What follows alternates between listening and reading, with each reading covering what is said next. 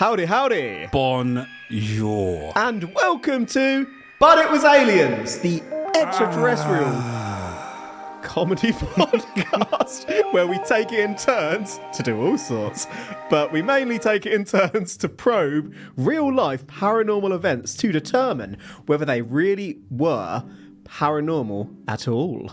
My name is Kev, and I'll be hosting this week's episode, and alongside me is Mr. Granville Moonwalker.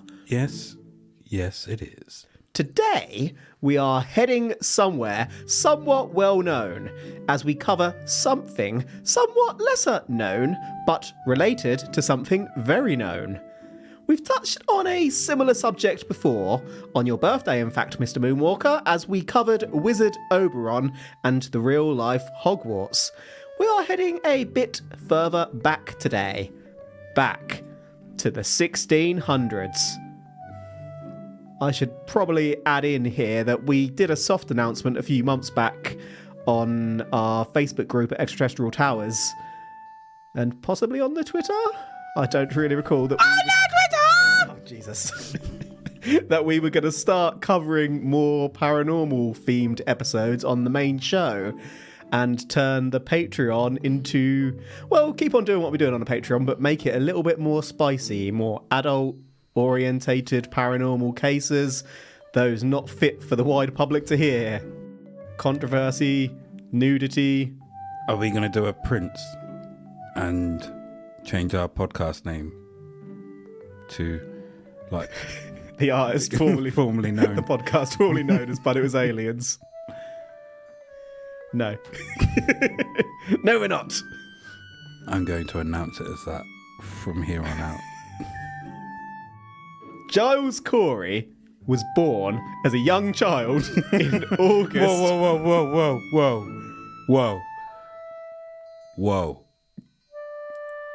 Whoa. Yes. So he was born as a young child. Was he born at 3? Like, just out the womb? Hey, I'm 3 years old, motherfuckers.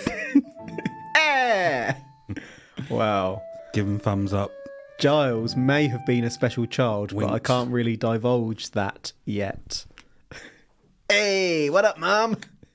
He said my name. His first word was A. Pops up, proper Fonz pops out. Hey! Slicked back hair, cigarette in mouth, sunglasses on. We don't know where he got the sunglasses from the womb. So Giles Corey was born as a young child in August of 1611. That birth was birthed in Northampton, England, in the United Kingdom.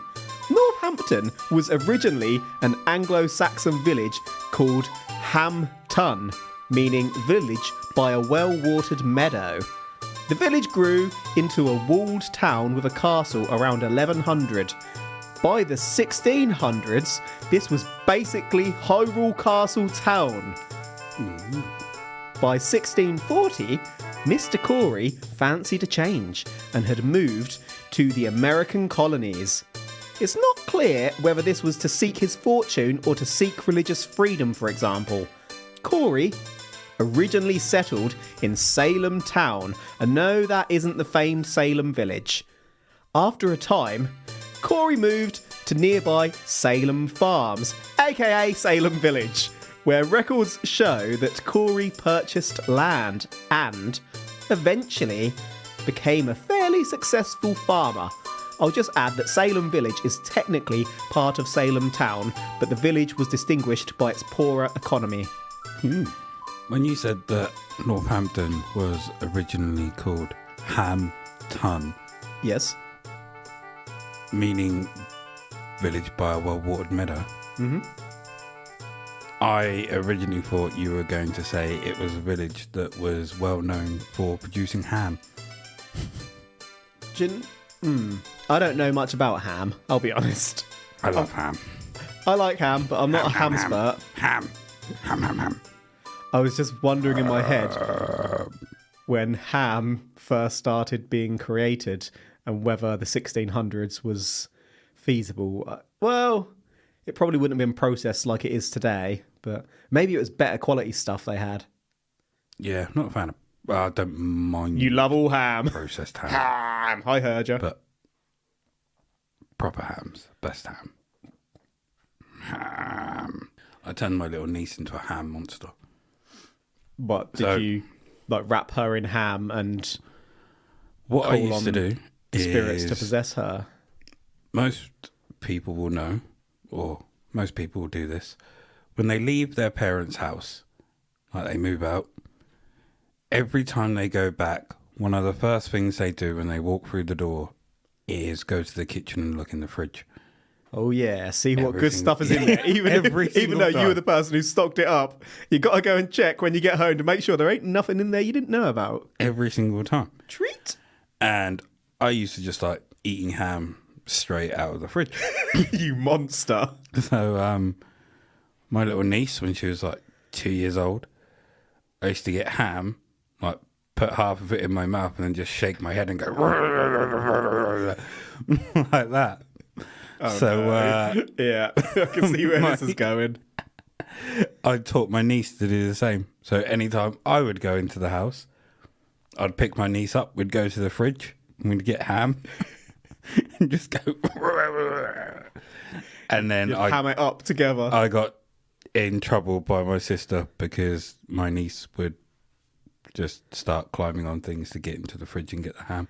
And just do the ham around, monster thing. Just run around the house doing that. She's a literal ham monster. So, yeah, you get no apologies from me, sister of mine. With success comes jealousy. More money, more problems.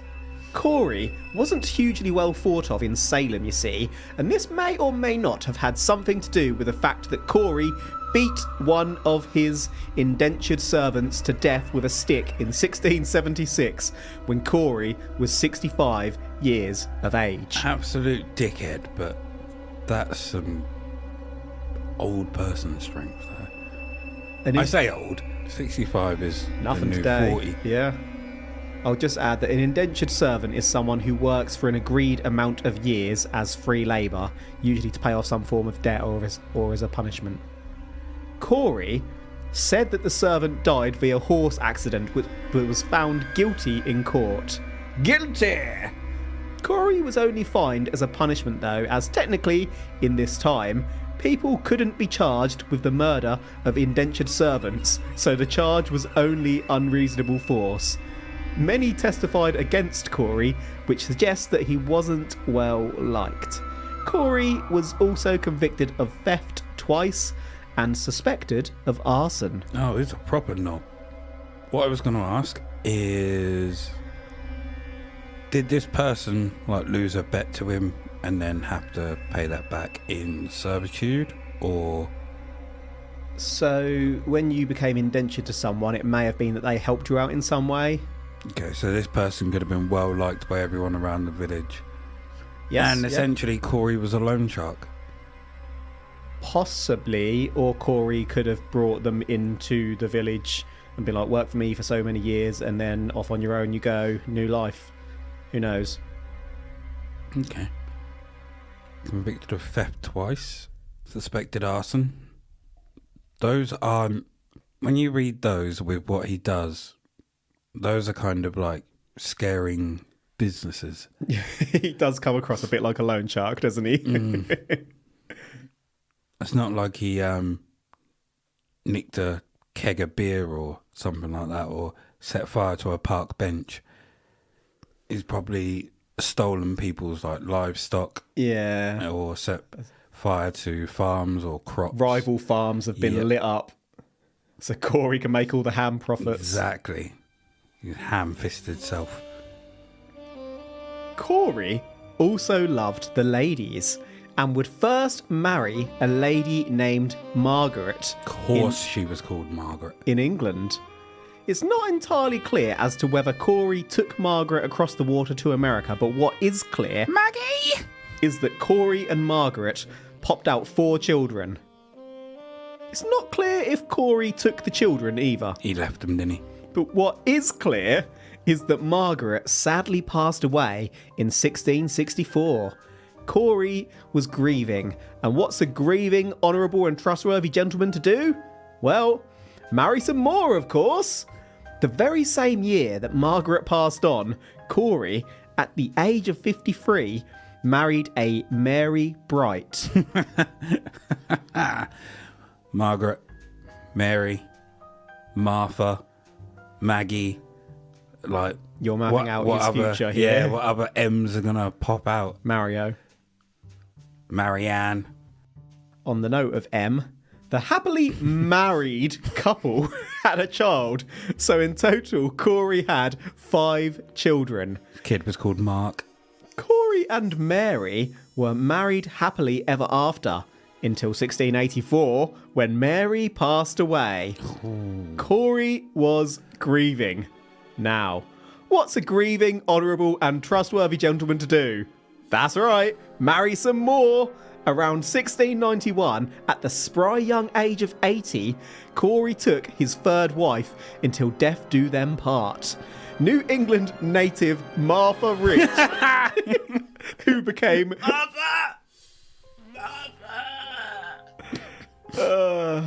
Martha Rich became Martha Corey. Martha Wayne.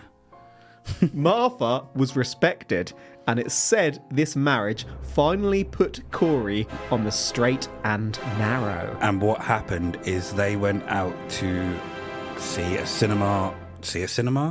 film, or they went to some kind of function with their kid, and then they happened to be walking back, and they were in an alleyway, and then a robber turned up and stuck them at gunpoint, then killed them both whilst stealing her pearl beads. And the child witnessed all of this and vowed. How is the child becoming Batman? Why? I do have it on good authority, though, that the 1600s were rife with cinemas. Martha. And bats. Now, Corey... Birth of Batman. Corey was a stand-up gentleman of honour and trust, so Corey would only ever do right in the world and obey the law. So, of course, when Martha was accused of witchcraft in March 1692, Corey knew it to be true. That's right, Corey didn't make the accusation, but he damn well supported them in court because Corey was a God-fearing man and he'd married a witch. Ooh. How old was Martha when she married Corey? Younger than him. I mean, you say younger than him because she could have been 79. Was she I don't 20s, have... 30s? I'd be plucking a figure out of thin air. Because don't have it. Is he then claiming that she put a curse on him, and that's how he fell in love with her and married her? And he was like, how can I get out of this? And he gets out of it, and then his son turns into Batman, and then Corey's like, I was wondering if you're going to come back to the Batman theory. I lost my wife because she was a witch.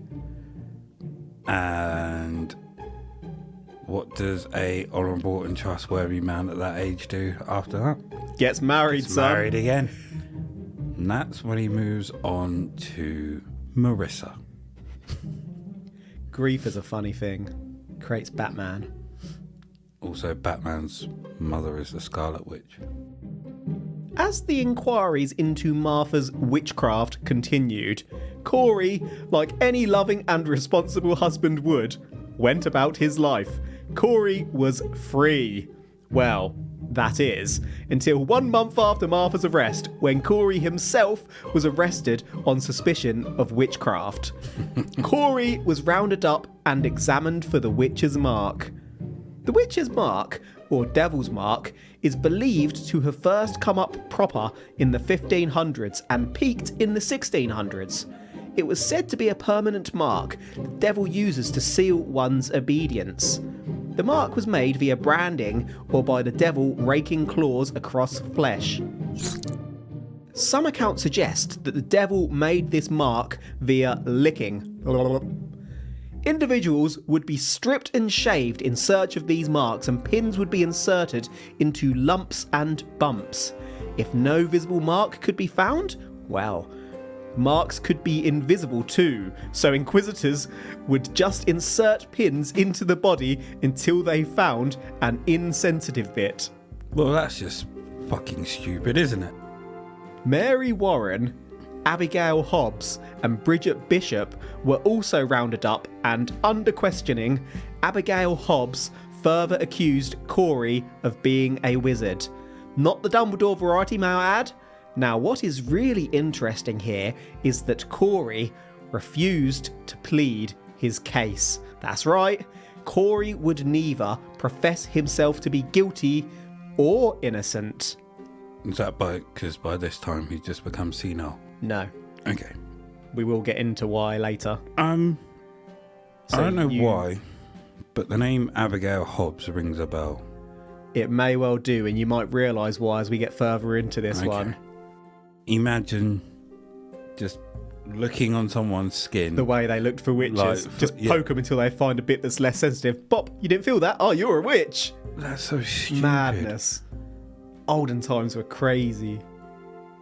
What I was also going to say is that they said the devil marks would be a raking of claws through the flesh. Or licky licky. And I was about to say, if that's claws down the flesh, how is he doing that with his tongue? Because he's the devil, biatch. He's got a forked tongue. Okay, yeah. Got me with that one. As you looked at me when I said that, your soul drained out of your body. The way you were... Flicked. Repeatedly flicking your tongue at me. It was a soul drainer. Ah. That's so wrong. Taking your life essence. With your tongue. You sick fuck. The mark they were essentially looking for was like the raking of claws.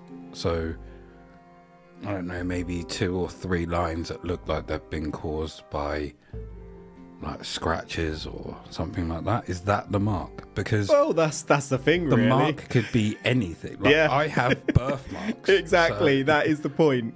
Am I a witch? Or wizard?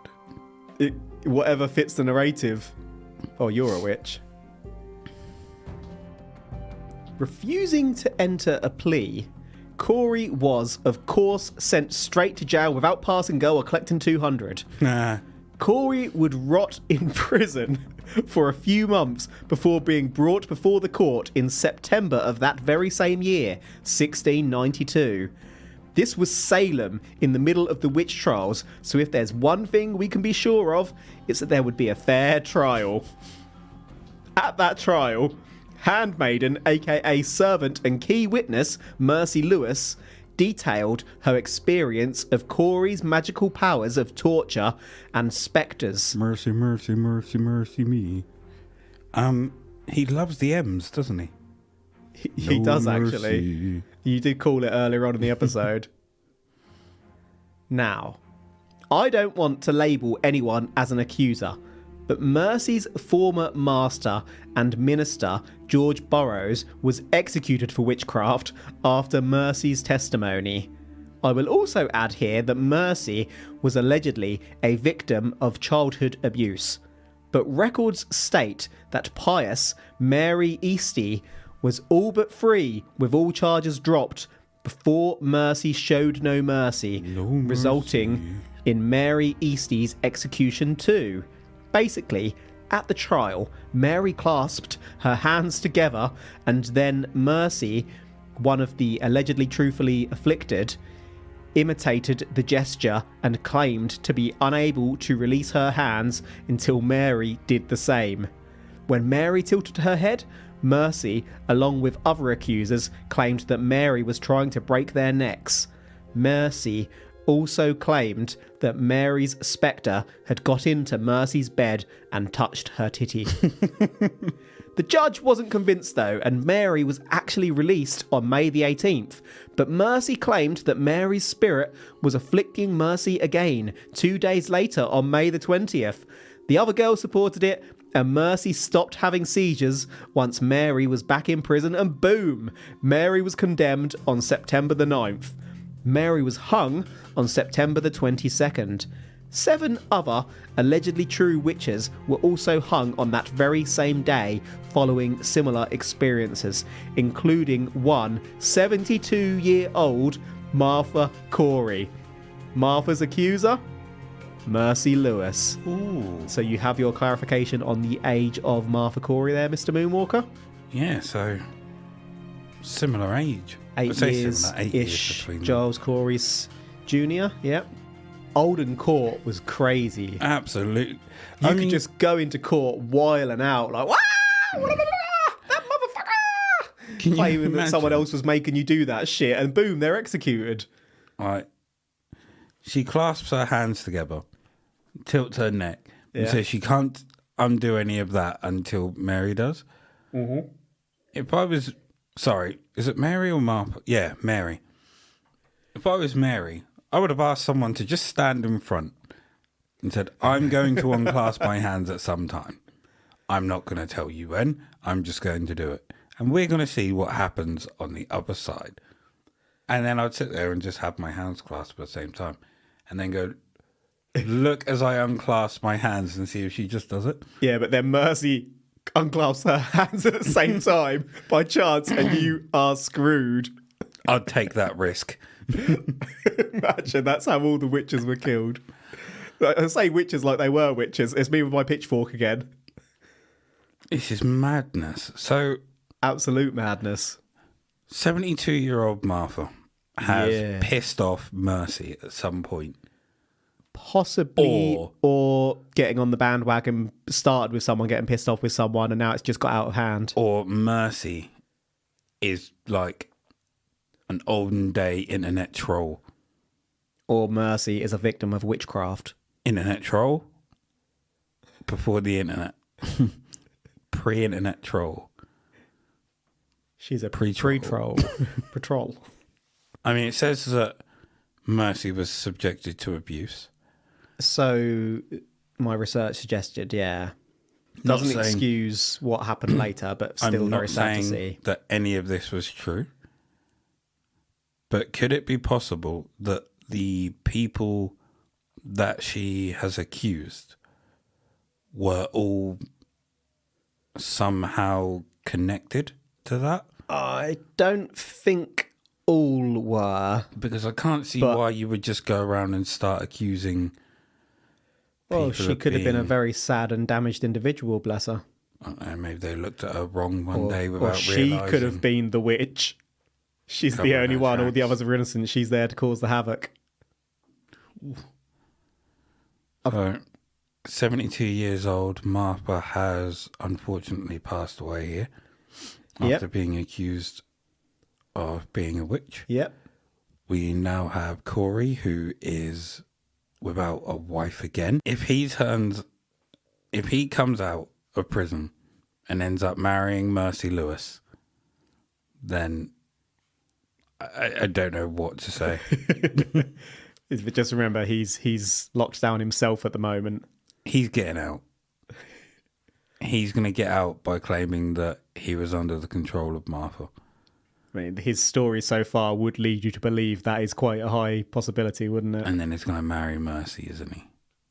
He's going to Well. have his 4 M's. I've jumped ever so slightly ahead there because after refusing to plead, Corey was actually pressed literally a few days earlier on September the 17th. This is the only time in American history that this is known to have happened. If you didn't plead, you legally couldn't be tried. So basically, to force Corey to plead, Corey was stripped butt naked and laid down. Boards were placed on Corey, and then piles of stones were gradually placed upon Corey. This is known as pressing. More and more weight gradually piled on. Not only that, but in the first day, they gave you literally the shittiest bread they could find. On the second, 3 drafts of water, which is basically 3 pulls of a hand pump. That would alternate until a plea was entered or the person died. Sheriff George Corwin led the pressing. I'm just going to interrupt here. This is going to sound very sadistic. Mm-hmm. I reckon at first that must feel so nice. As they've got the first rock on before they get the rest. The pressing. Like, I know your other half has a weighted blanket. Mm-hmm. Have you tried it? It's been placed on me on occasion. It's hard to get off once it's on. It's now, like a prison. I have one of those. Uh-huh. And I'm very tempted to go and buy another one. Just to have more weight. To double the weight? Yeah. Could you just get a heavier one? I've got the heaviest one you can get. Really, though? Mm-hmm. You can make it heavier. By buying another. That feels so very Which excessive. is what I potentially intend to do. It's just such a nice feeling. There's something very comforting, isn't there, about it? Mm-hmm. So I could see that for the first few stones and rocks. I'd just like to remind you that he's forced to lay down naked with potentially the whole village watching whilst those boards are placed on him, whilst he's forced, probably tied down, balls being pressed against the... Yeah. I mean, are you laying on grass? No. How big are your thighs? Does it lift you up off the ground a bit? I mean, depends where you are. When asked... I was about to say, if you're laying on, like, gravel, that is not going to be nice. Well, that's basically what it's going to be. When asked how he pleaded, Corey simply responded, "More weight." Sadist. After 2 days, Corey was asked 3 times to plea, but each time Corey said, "More weight." The sheriff even stood on the stones too. Corey's tongue was seen by witnesses to pop out of Corey's mouth with all the weight, but Sheriff Corwin just poked it back in with his cane. As more rocks were placed, Corey didn't whimper at all, nor did Corey beg. Corey just took it, almost supernaturally. Finally, on September the 19th, 3 days into the pressing and 3 days before Martha, Corey spoke his last words and passed away. Those last words were, "Damn you, I curse you and Salem." Wizard. Huh. So he didn't marry. No, and I've just got a piece of artwork depicting this for you there as well, Mr. Moonwalker. Oh, okay. Okay, that's not a nice way to be pressed. Not nice at all. No. So I imagine this as you were laying down on your front and then the weight is placed on your back. It seems that this accurate representation depicts it the other way. You are laying on your back, looking up. All the rocks seem focused around the dick area. They do. There's like barely any on his chest. Piled them all on his cock, basically. Absolutely awful way to go. And the only time, as I say, in recorded American history that this has happened.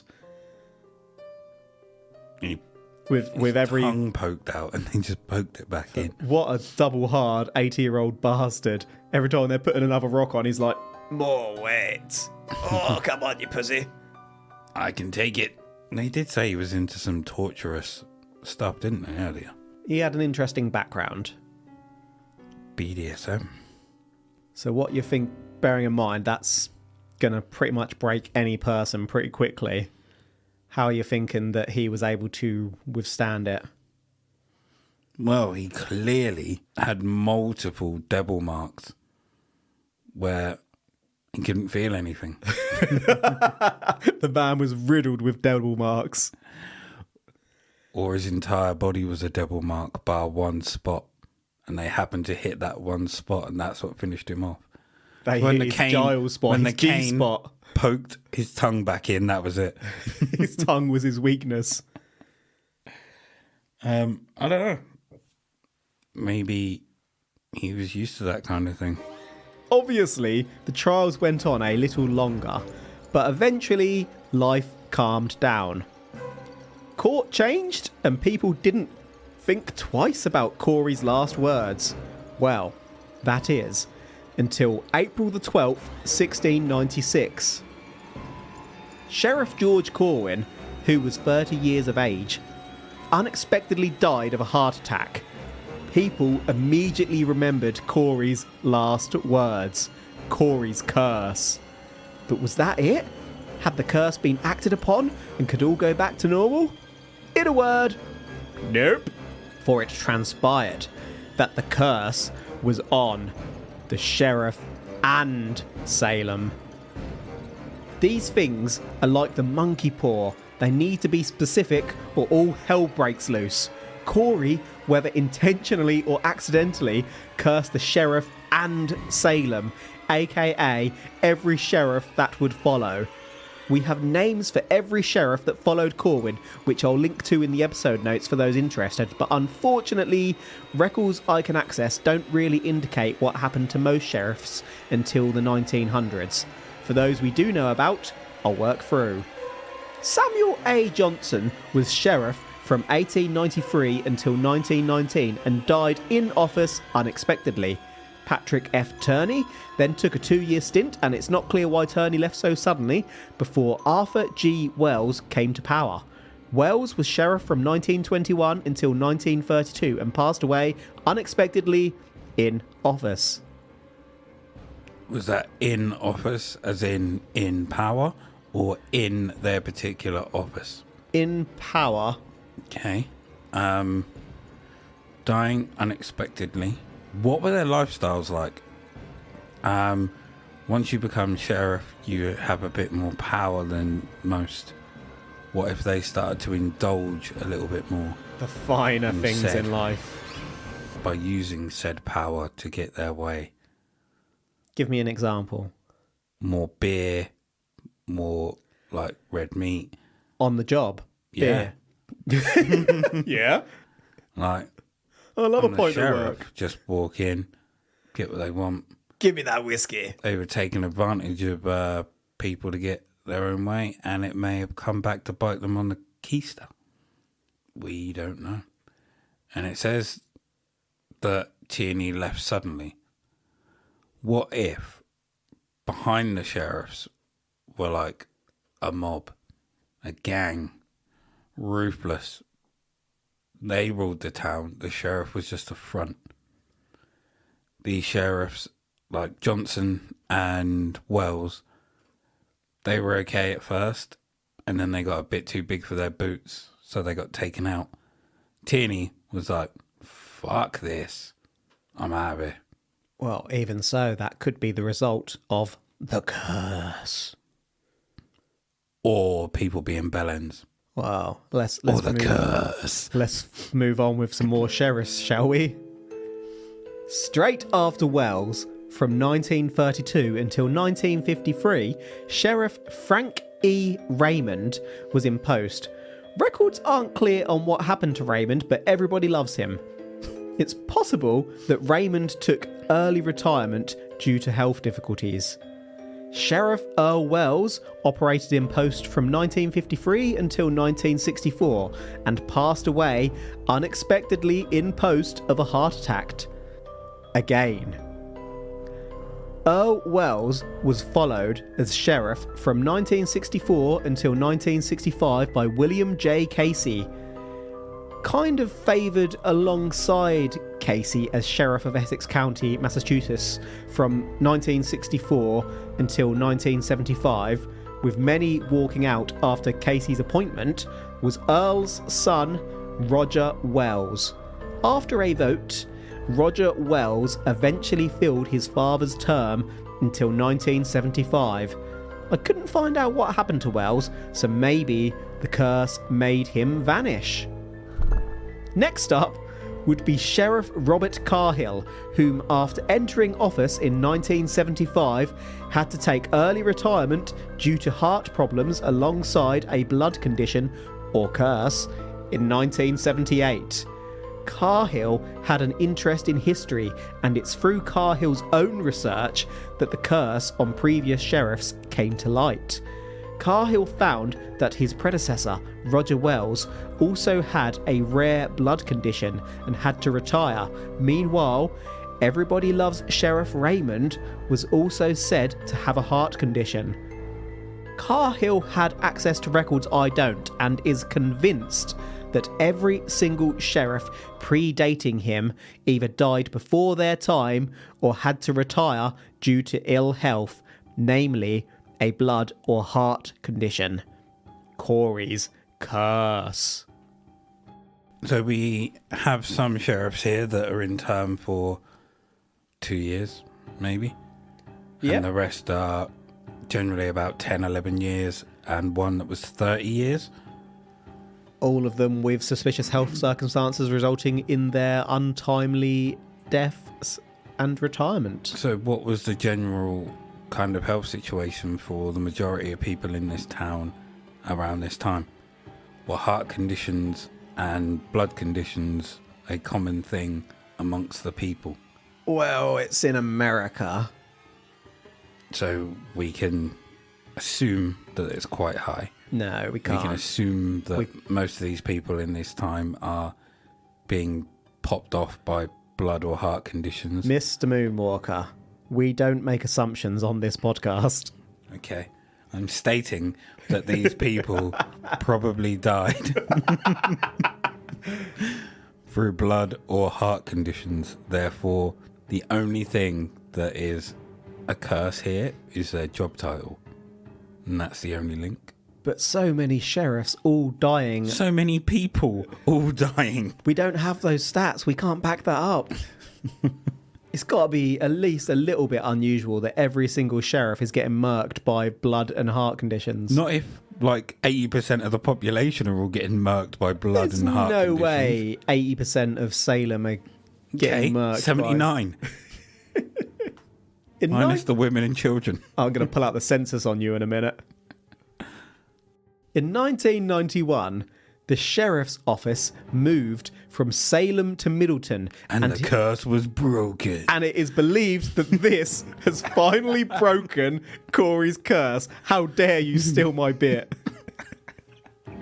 Sheriff Carhill's successor was in post past this move, so has probably escaped the curse as they've now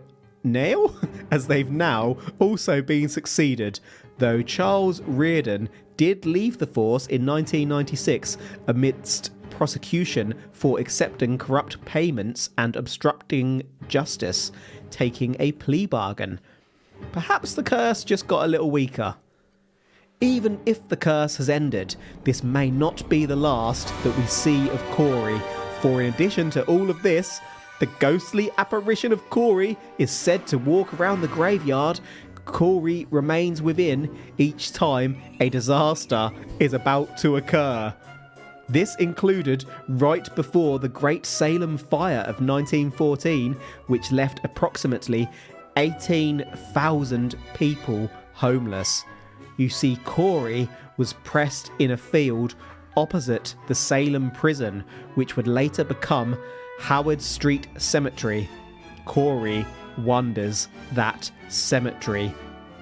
This is like the Salem Mothman. So we actually have no proof that the curse was broken when they moved the office. But we suspect it may have been. We don't suspect here on this podcast. The curse probably was broken. So what happened down the line is they got better healthcare. Way better healthcare and medication.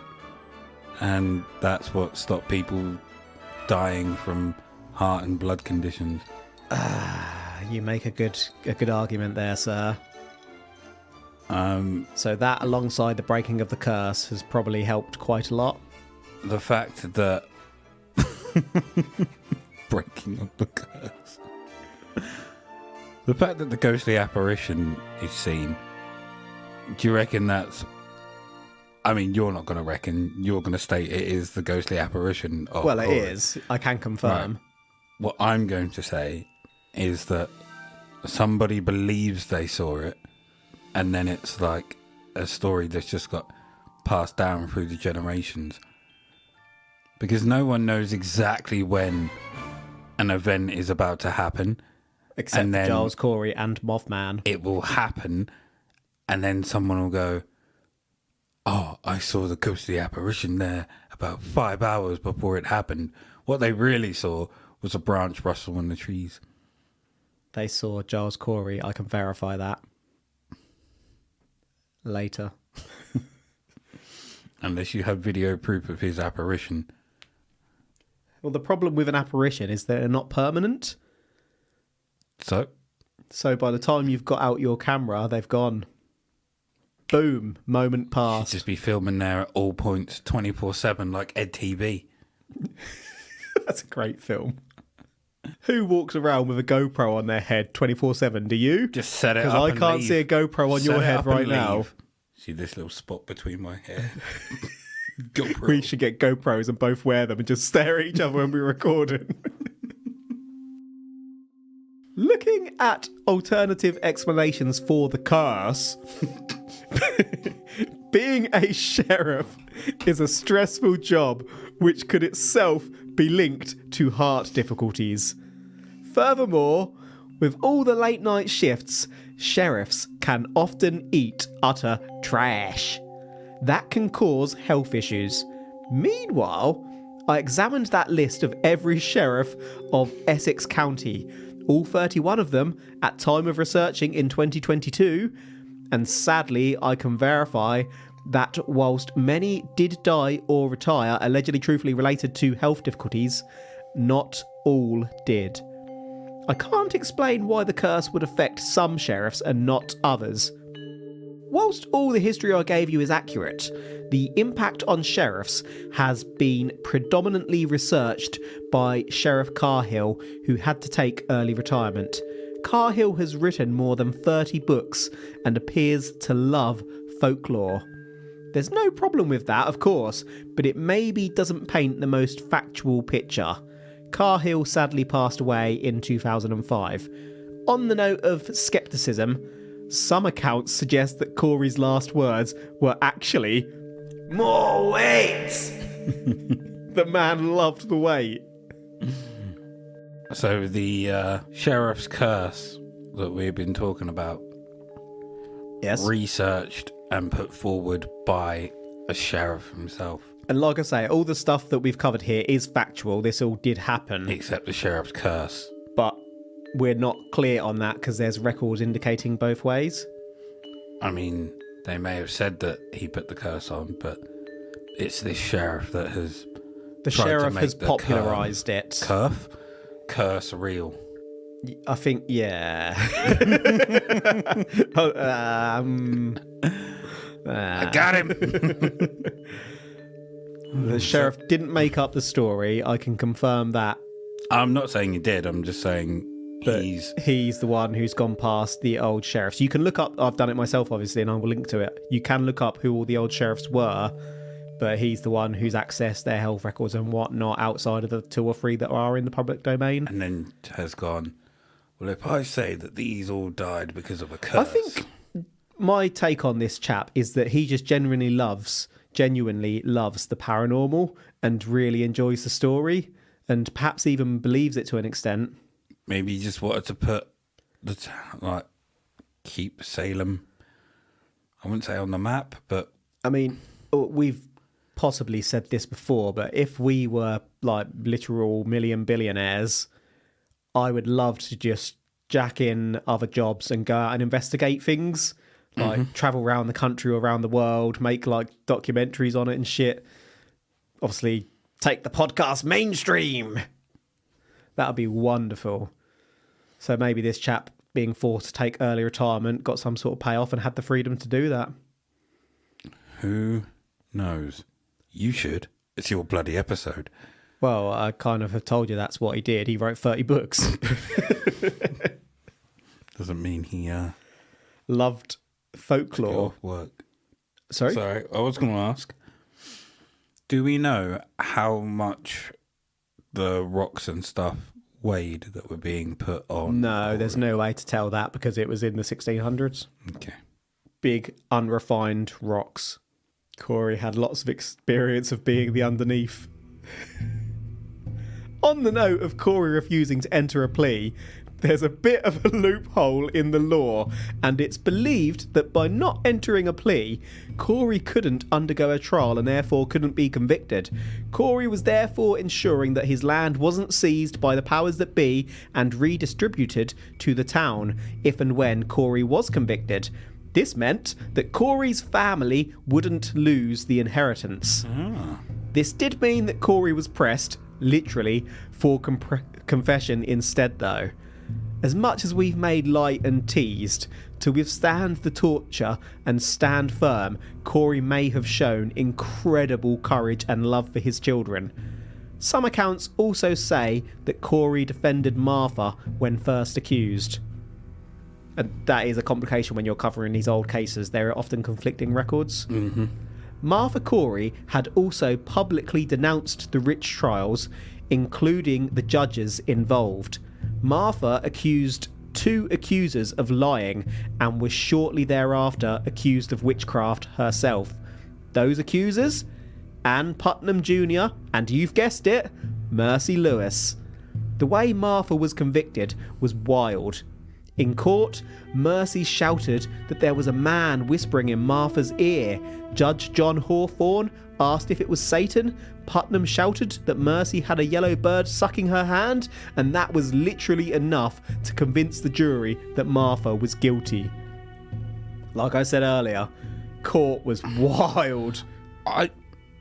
If I was Martha, I would have said, would it not take 2 witches to be able to see these things that they're accusing me of? Martha may have done that. We don't really know. That's true. Well, actually, we do know because the court cases, interestingly, are transcribed. Ooh.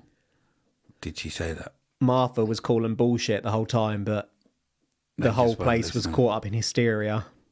Oh, mad. Yeah, absolutely mad period of history. But yeah, Giles Corey, as much as we questioned his morality earlier on, he's probably taken an awful lot of punishment and stood firm for the benefit of his family. Or possibly.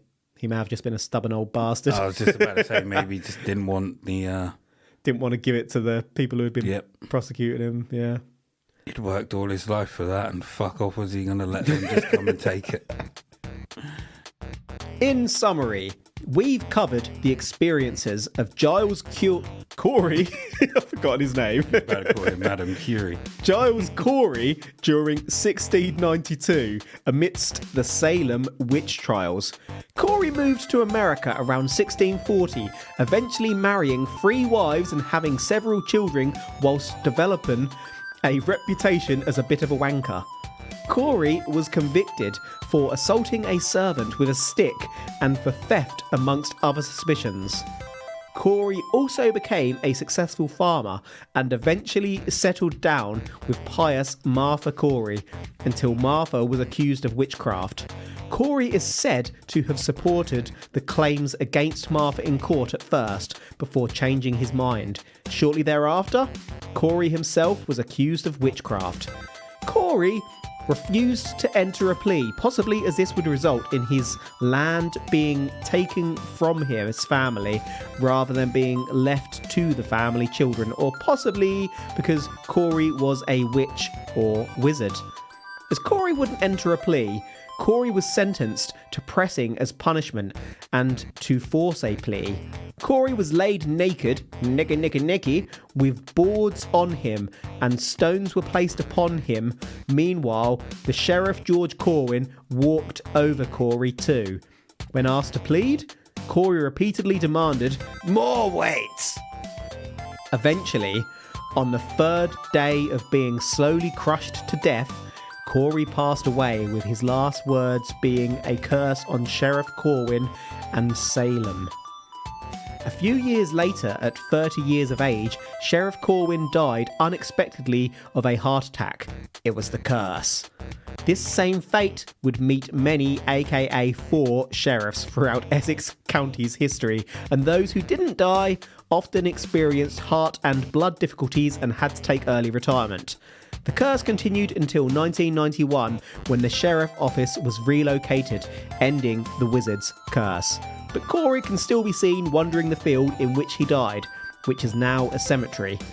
Considering alternative explanations, we discussed that being a sheriff is a stressful ass job, which lends itself to poor dietary choices. We also discovered that not all of the 31 sheriffs through history at time of researching died or retired on the grounds of ill health. We heard that Corey may not have stood against Martha at all. Meanwhile, it's possible that Corey's last words were another request for more weight. That's today's case. Is there anything we need to double back over in your humble opinion, Mr. Moonwalker of House Moon? No, there isn't actually. What we've discovered here is Batman's original origins. Do you know what? I can identify with Corey beating people with a stick because that's kind of how I live my life on Tears of the Kingdom. I'll be wrecking fools with my little 2-stick. I really want to go and play that.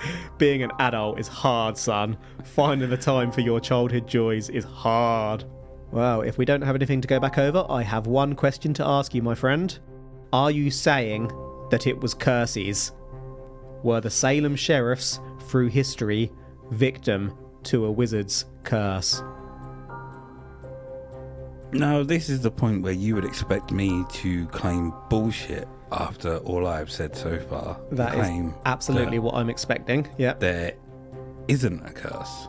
Mm-hmm. But after hearing your snappy summary, I have thought over some things. And it is pretty weird that all these sheriffs have died through, like, blood or heart conditions. I mean, all 4 of them. That's not normal. And blood in particular is quite a cursey. That's a very cursey ingredient, isn't it? I'll boil your blood. So,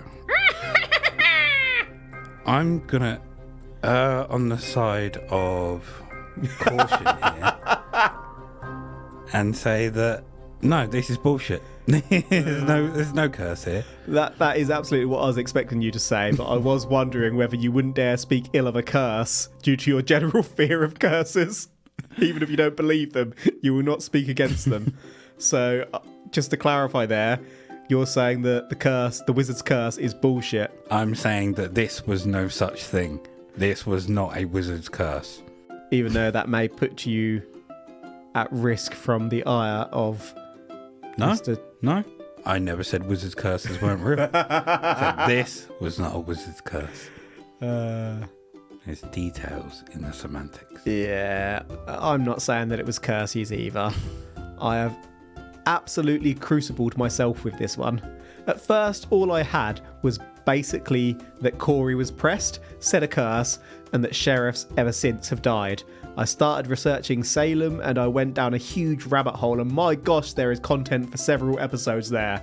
I found this one really interesting, but in terms of a curse, I've said it before, I don't actually believe in curses. But that doesn't mean that Corey wasn't a wizard. If you're not in cahoots with the devil, why would you literally curse someone? Suffice to say, the 1600s were a wild and bonkers time. Corey was actually cleared of witchcraft in 1711, by the way. Bit late. Any final thoughts before we say goodbye, Mr. Moonwalker? I mean, by clearing him in 1711, does it kind of... Is there an effect to that? Does that, like, have anything for his family? Well, he never pleaded anyway, so they wouldn't have. What if he was cleared of it? It was just kind of doing the right thing, 600 years after the fact, when it doesn't mean much. Someone admits that their predecessors from 12 generations ago were wrong. I mean, I hope it helps the family in some way. Yeah, yeah. Young Batman. So earlier on, you mentioned Abigail Hobbs. Have you now remembered? On my side. Yes, it is. That's not where I thought you were going to go with Hobbs. I thought Will Hobbs is another, but I thought you were going to recall your childhood doing GCSE English and the book The Crucible, where all these characters are in that book because it's based on factual events. No. Never mind. Oh dear. Well, that is a wrap for today. Whilst not a main source, I'll link to Salem Ghosts in the episode notes, as they did have a bit of information to firm up this probe around a couple of the sheriffs, and their ghost tour reviews are good. But thank you, folks, for listening to But It Was Aliens! If you've enjoyed what we do and would like to support the show, there are a number of ways you can go about it. You could purchase some official merchandise from our store available at butitwasaliens.co.uk. We plan to gradually get some new designs up, so if you have any ideas there, let us know. We know what you really want is pants that say probe on the butt, but it is surprisingly expensive to make underwear. I have tried. We also have a Patreon page over at patreon.com/butitwasaliens. There, each month, we release a side probe, which is basically a bonus episode into paranormal cases too wild, too sexual, too lengthy, or otherwise, with too unexplainable reasons to cover on the main show. For about the cost of a quality cup of coffee, you can sign up and hear those exclusive episodes. If you just want to touch us, you can. Virtually. You can find us on the Twitter at ButItWasAliens. You can also find a But It Was Aliens page on Facebook, that's twice this episode, and secretly but also publicly connected to that Facebook page via a dark alley is a dark Facebook group called Extraterrestrial Towers. It's like as shit in there and all are welcome, so invite everyone but tell no one. That's it from us for now, so until next time. They never actually said that Humpty Dumpty was an egg. Think about it. The truth is up there. #,